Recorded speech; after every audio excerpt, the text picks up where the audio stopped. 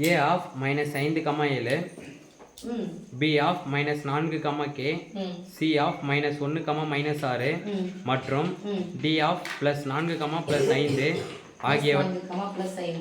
ஆகியவற்றை முனைகளாக கொண்ட நாற்கரத்தின் பரப்பு 72 சதுர அலகுகள் எனில் k இன் மதிப்பை காண்க. இப்போ என்ன கொடுத்துட்டாங்க சாமி? நாற்கரத்தின் பரப்பளவு கொடுத்துட்டாங்க. யாருடைய மதிப்பு கேக்குறாங்க? k இந்த மாதிரி வந்துச்சுனா ஆட்டோமேட்டிக்கா நீங்க முனைப்புள்ளிகளை மாத்தி எழுத வேண்டிய அவசியம் இல்ல. எப்படி எழுதுங்க? நாற்கரத்தின் பரப்பளவு கொடுத்தாங்க. நாற்கரத்தின் பரப்பளவு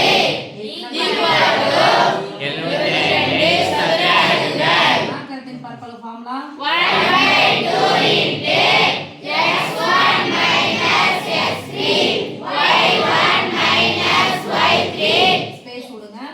x2 x4 y2 y4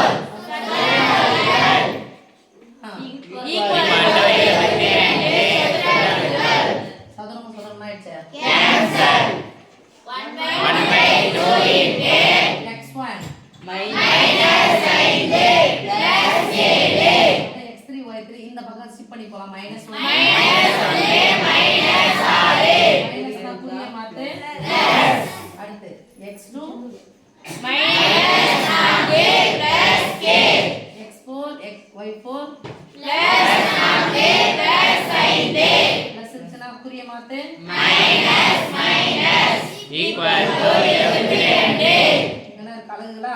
yes miss. சதுர அலகு கேன்சல் ஆயிடுச்சா? ஓகே. சா மட்டும் கேன்சல் பண்ண. சதுர அலகு கேன்சல் பண்ணவே இல்லைல்ல?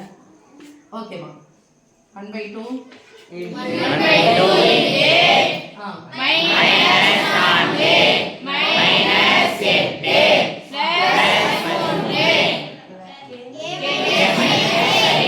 வேறுபட்ட உறுப்புகள் தானே? கழிச்சுவீங்களா நீங்க? ஈக்குவல் டு 72 மேல இருந்து கீழே பிரிக்கலாமா? ரெண்டு உறுப்பு இருக்கு பார்த்து பாருங்க. 1/2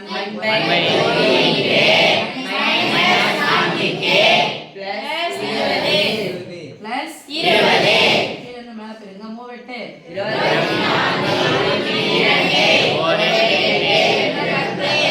என்ன இருக்கு? மைனஸ் தானே?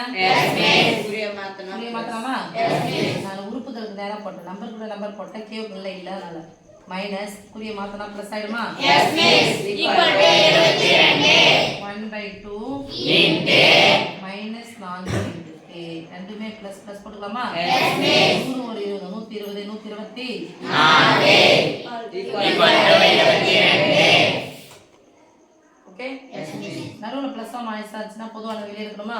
Yes miss. 4 முடிஞ்சிருக்கு அப்புறம் ரெண்டா வைப்படா? Yes miss. பொதுவா எடுத்தா 2 எடுக்கணும். டைம் வேஸ்ட் ஆனா இவ்வளவு ஓரன் 2 2 4 6 12 2 4 மைனஸ் 2 இன்டு k வா? Yes miss.